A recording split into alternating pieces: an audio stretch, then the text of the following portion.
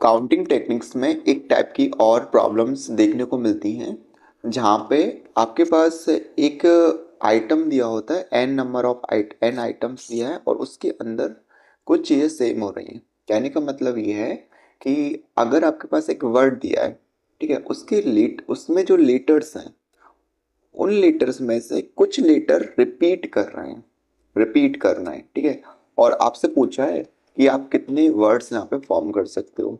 तो इस टाइप की प्रॉब्लम्स को कैसे सॉल्व करना है ये आप इस वीडियो लेक्चर में देखोगे, जानोगे, समझोगे। स्टार्ट करते हैं। तो पहले देखते हैं अभी तक अपन ने क्या पढ़ा है। मैंने एक टेबल बनाई है जिसमें सारी चीज़ें अच्छे तरीके से लिख रखी हैं। Type of items, selection type, arrangement, number of arrangement, number of selection. अब टाइप ऑफ आइटम्स यानी कि एन डिफरेंट आइटम्स हैं, okay, taken all at a time. अगर आपने सारे के सारे चूज कर लिए तो उनका टोटल नंबर ऑफ अरेंजमेंट आप निकालोगे किस फॉर्मूले से? इससे डायरेक्ट आपको एन फैक्टोरियल कर देना है। अगर एन आइटम्स दिए हैं तो वहाँ पे सिंपली एन फैक्टोरियल आ जाएगा, ठीक है, और एन फैक्टोरियल को आप सॉल्व करना तो डायरेक्ट आपको नंबर ऑफ अरेंजमेंट मिल जाएंगे, ठीक है।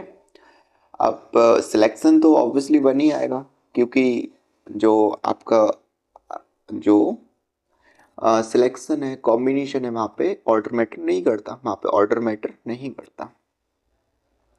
और दूसरा क्या है, आइटम टाइप्स में एन डिफरेंट आइटम्स गिवन है और taken R at a time, और फिर उनका total number of arrangement put है। तो आप इसको इस फॉर्मूले से कर सकते हैं, N P R is equal to N factorial N minus one R factorial. Clear है।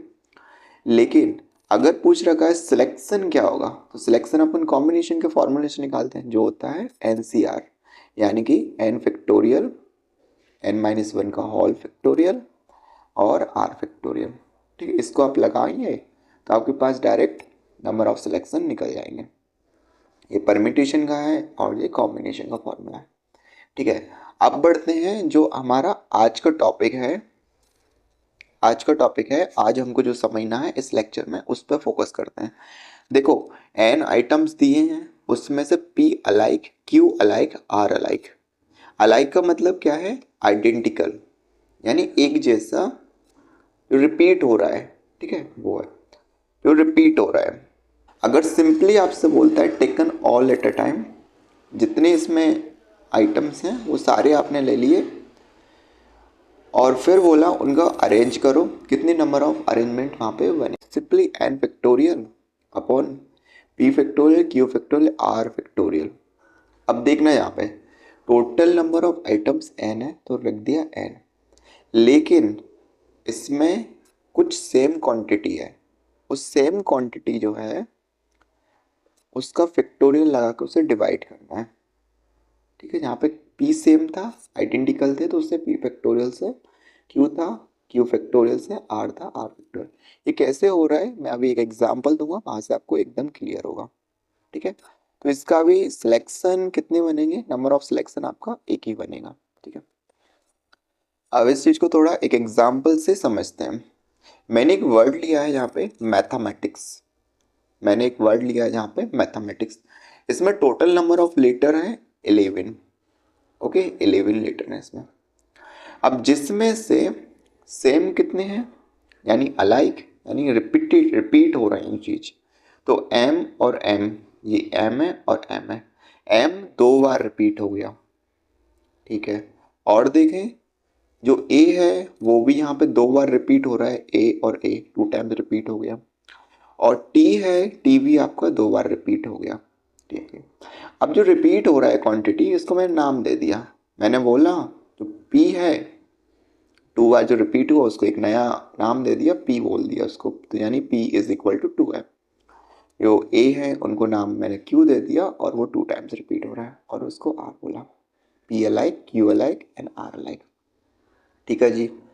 अब ये सेम चीज थी, अपन देखते हैं डिस्टिंक्स क्या है अभ्यास में। डिस्टिंक्स यानी अलग अलग कौन कौन से लेटर्स हैं, H E ICS, ये जो लेटर्स हैं वो एक ही बार आए हैं, ये रिपीट नहीं कर रहे हैं, ठीक है। अब इसका हमको टोटल नंबर ऑफ अरेंजमेंट निकालना है, ठीक है, अरेंजमेंट निकालना है। तो बेसिकली अपन फॉर्मूला लगा देंगे अरेंजमेंट का, 11 फैक्टोरियल जो कि टोटल आइटम्स हैं, जो कि 11 अपने पास लेटर्स हैं, टोटल आइटम्स 11 है।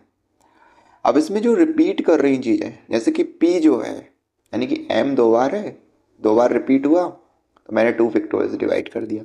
इसमें AV 2 बार रिपीट हो रहा है तो मैंने 2 फैक्टोरियल डाल दिया। TV यहाँ पे 2 बार रिपीट हो रहा है, उसके लिए मैंने यहाँ पे 2 फैक्टोरियल लगा दी। अगर कोई चीज़ 3 बार रिपीट होती है तो उसमें 3 फैक्टोरियल लगा, 3 फैक्टोरियल डिवाइड करेंगे। 4 बार रिपीट होती है 4 फैक्टोरियल लगाएंगे। तो इस तरीके से हमने यहाँ पे कैलकुलेट करा अरेंजमेंट, यानी कि हम इस मैथमेटिक्स को इतने तरीके से यहाँ पे अरेंज कर सकते हैं, इतने सारे हम वर्ड फॉर्म कर सकते हैं। क्लियर है क्वेश्चन? लेकिन ये केस क्या है, इसमें अपन ने क्या किया था, taken all at a time. ये फॉर्मूला अपन कब लगाते हैं, जब हमारे पास taken all at a time, यानी जितने लेटर दिए हुए हैं सभी को यूज़ करना है, सभी लेटर को यूज़ करना है, और फिर हम उनको कितना वर्ड्स फॉर्म कर सकते हैं। लेकिन अगर क्वेश्चन बनता है taken R at a time, 11 दे रखे, इनमें से 4 चूज़ करिए, नहीं 11 दे रखे और इनमें से 7 चूज़ करो, 7 लेटर लो, और फिर आप उनको कितने तरीके से अरेंज कर सकते हो, बताओ। ऐसा केस भी, इस टाइप के क्वेश्चन भी बनते हैं। अब इनको कैसे सॉल्व करना है ये हम देखने वाले हैं, ठीक है। एक क्वेश्चन मैं लाया हूँ आपके लिए, उसको सॉल्व करेंगे, उसी से समझ में आएगा कि कैसे हम कैलकुलेट करेंगे आर एट ए टाइम वाला केस। तो यहाँ पर ये लिखा है question, in how many ways we can arrange letter. ये आपको लेटर्स दिए हैं और taken 3 at a time. Total letter कितने हैं यहाँ पे, 2, 3, 5 और 1, 6, 6 लेटर हैं। 3 चूज करना है और उनको अरेंज करना है। ये क्वेश्चन पूछ रहा है कितने तरीके से आप अरेंज कर सकते हो, कितने नंबर ऑफ वे से आप अरेंज कर सकते हो उनको। अब इसमें जो लेटर्स आपको गिवन है, यहाँ पर ए ये 2 बार रिपीट हो रहा है, अलाइक है। बी ये 3 बार रिपीट हो रहा है, ये भी अलाइक है, ठीक है, एक जैसा है, रिपीट हो रहा है। अब इस टाइप के जो क्वेश्चंस हैं, इनको सॉल्व करने के लिए हम यूज करते हैं एक टाइप का फॉर्मूला, ठीक है। यानी कि यहाँ पे दे रखा है n आइटम्स हैं जिसमें P Q R S ये अलाइक हैं, कुछ सेम क्वांटिटी है उसके अंदर, ठीक है। अब उसमें से आपने चूज करा है R एट अ टाइम, ठीक है, R एट अ टाइम आपने चूज करा, तो इसकी अरेंजमेंट होते हैं, total number of arrangement is equal to selection into order. यानी पहले सिलेक्ट करना है, सिलेक्शन करना है, कॉम्बिनेशन लगाना है, ठीक है, ओके, और इसके बाद ऑर्डर, जो आपने सिलेक्ट करा है उसको अरेंज करना है। ऑर्डर यानी अरेंजमेंट होता है वही, देखो, ठीक है। ये भी चीज़ अभी समझ में आएगी, ठीक है। अब ये हमारे पास लेटर दिए हुए हैं और हमारे पास टेकन 3 एट अ टाइम 3 के ये है। तो इस टाइप के क्वेश्चन को सॉल्व करने के लिए हम यहाँ पे केस बनाएंगे। अब पहला केस, दूसरा केस और तीसरा केस, 3 केस बनेंगे इसमें। देखो पहला केस क्या बनेगा, तीनों लेटर्स हैं वो सेम होना चाहिए, ऑल 3 अलाइक। 3 लेटर अपन ने चूज़ करे, 3 लेटर चूज़ करे और वो तीनों सेम रहे, एक केस यह बनेगा, यानी बी। यहाँ पर जो लेटर्स गिवन है अपन को, उनमें सिर्फ बी ये तीनों ही हैं, ये 3 ही हैं, तो हमारे पास सिर्फ एक ही ये सेट बनने वाला है। अब दूसरा केस क्या है, यहाँ पे 2 अलाइक 1 डिफरेंट, 2 एक जैसे होना चाहिए और 1 डिफरेंट होना चाहिए। मतलब कि कैसे वर्ड बनने वाले हैं, किस तरह के हमको वर्ड फॉर्म करना है केस 2 में। देखो A एक ये वर्ड बन गया, या फिर B A 2 बार B ले लिया फिर 1 कर दिया, तो इस तरह के कितने वर्ड्स यहाँ पे फॉर्म होंगे, ओके।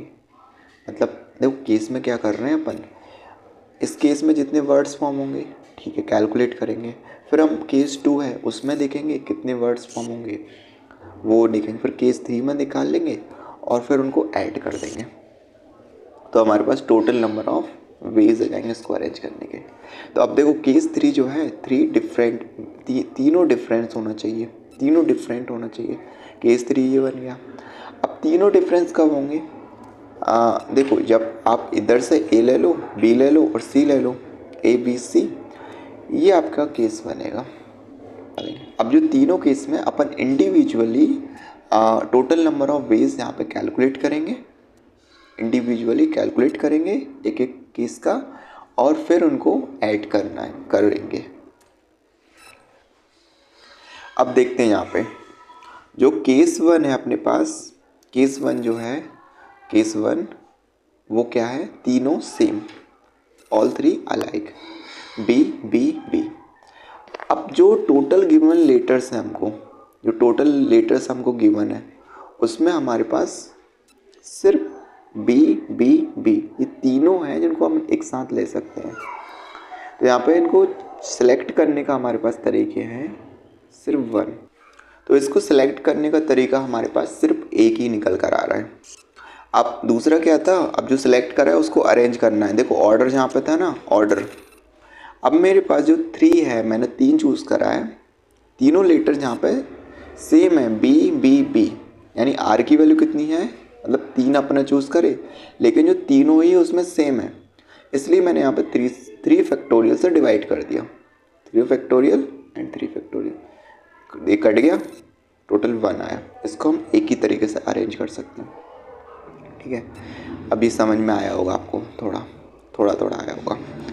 केस 2 को देखो, केस 2 क्या बोलता है? 2 अलाइक 1 डिफरेंट, 2 सेम होना चाहिए, 2 लेटर सेम होना चाहिए, एक लेटर इसमें डिफरेंट होना चाहिए। अब जो 2 लेटर यहाँ पे सेम होना चाहिए, यानी कि ए हो सकता है या फिर बी ये हो सकता है, राइट? सी तो हो नहीं सकता, वो तो अकेला बेचारा अकेला ही है, सिंगल है। या तो ए हो सकता है या बी हो सकता है। दोनों में से आपको एक चूज कर लेते हैं, दोनों में से कोई एक चूज कर लेते हैं। तो क्या होगा चूज करने का?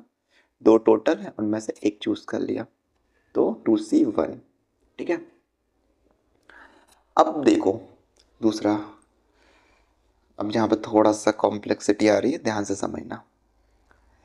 दूसरा क्या हो सकता है? बी और सी, या तो आप बी और सी में से कोई एक चूज करोगे, या फिर आप ए और सी में से कोई एक चूज करोगे। अगर आपने ये वाला सिलेक्शन आपका आ गया, अगर आपने ये वाला चूज करा है, तो आप चूज कर सकते हो बी और सी में से। आप ए दोबारा ले ही नहीं सकते ना, क्योंकि तीनों सेम हो जाएंगे अगर जहाँ से कुछ लिया तो। ये तो खला खत्म हुआ। तो बी और सी में से आप एक चूज करोगे। अगर आपने बी लिया है तो आप ए और सी वाला केस लोगे, और ए और सी इनमें से कोई एक चूज करोगे। आप एक चूज करो, समझ पा रहे हो ना ये क्या कहना चाह रहा हूं मैं यहाँ पे? इनमें से आप एक चूज करने वाले हो। तो जहां पर भी तरीके हैं चूज करने के, बी और सी मैंने यहाँ पे मार्क कर रखा है एक सर्कल लगाकर, दिस थिंकिंग। ए और सी में से एक चूज करने का तरीका कितना है? 2C1। और जहां पर, या फिर आप बी कॉमा सी में से कोई एक चूज करने का तरीका है 2C, क्लियर है ये? अब बेसिकली ये एक साथ हो रहा है तो अपन मल्टीप्लाई कर देंगे यहाँ पे, 2C1 और 2C1 ये आ गया। ठीक है, अब इसके बाद ये तो हो गया अपना सिलेक्शन, इनमें से सिलेक्ट करने का। अब अपन लिखेंगे ऑर्डर। अब लिखेंगे ऑर्डर, तो यहाँ पे तुम्हारे पास अपन ने 3 चूज करे था, तो 3 फैक्टोरियल आ गया, 3 लेटर चूज करना है, लेकिन उसमें से 2 सेम है, ए या बी। एक लिया है अपन ने, दोनों में से एक लिया है, या तो ए ले रहे हो या फिर बी ले रहे हो। इसलिए 2 फैक्टोरियल से मैंने डिवाइड कर दिया, क्योंकि यहाँ पे 2 सेम है, और इधर 1 फैक्टोरियल, 1 लिखो या ना लिखो बात देखिए। इसको सॉल्व करा अपन ने, तो यहाँ पे इसकी वैल्यू आई 2, और ये 2 एंड ये 3 आया, मल्टीप्लाई करा 12, यहाँ पे वे यहाँ से निकले। थोड़ा सा कैलकुलेटिंग है, समझ आया? अब लास्ट इजी है, ABC, यानी कि थर्ड केस क्या था, और ऑल थ्री डिफरेंट, जो तीनों लेटर हैं वो डिफरेंट होने चाहिए, ABC। इनको सिलेक्ट करने का तरीका क्या है, एक ही तरीका है, ठीक है, एक ही तरीके से कर सकते हो आप इनको, क्योंकि टाइप ऑफ ABC आपको दी है। उनको अरेंज करना है तो 3 फैक्टोरियल लगा दिया। अब इनमें कोई भी चीज़ सेम नहीं है, कोई चीज़ एक से रिपीट नहीं हो रहा, तो इसलिए इधर कुछ डिपीट, इसलिए यहाँ पे कुछ डिवाइड नहीं करा। ओके, तो इसको सॉल्व करेंगे तो 6 वे यहाँ पर निकल के आएंगे। अब केस 1 और केस 2 एंड केस 3 तीनों में जो हुआ उनको हम क्या कर देंगे, ऐड कर देंगे, तो टोटल नंबर ऑफ वेज हमारे पास यहाँ से निकल के आएंगे। ओके, जो 19 वेज हैं हम इनको अरेंज करने के, यानी कि ये 6 लेटर हमको दिए हैं ना, इनको हम 19 तरीके से अरेंज कर सकते हैं। अब जहाँ पे जो फॉर्मूला है इसको थोड़ा देख लो, कि पहले अपन को क्या करना है, सिलेक्शन करना है और इसका फिर ऑर्डर से मल्टीप्लाई करना है। सिलेक्शन मतलब होता है NCR कॉम्बिनेशन और R फैक्टोरियल लगा देना। और बेसिकली अगर आप इसको एक्सपांड करोगे ना फॉर्मूले को, तो इसमें भी नीचे R आता है, वो कट जाएगा तो आपको NPR का फॉर्मूला मिलेगा। और NPR क्या होता है, अरेंजमेंट होता है, ठीक है, ये बेसिक चीज़ है।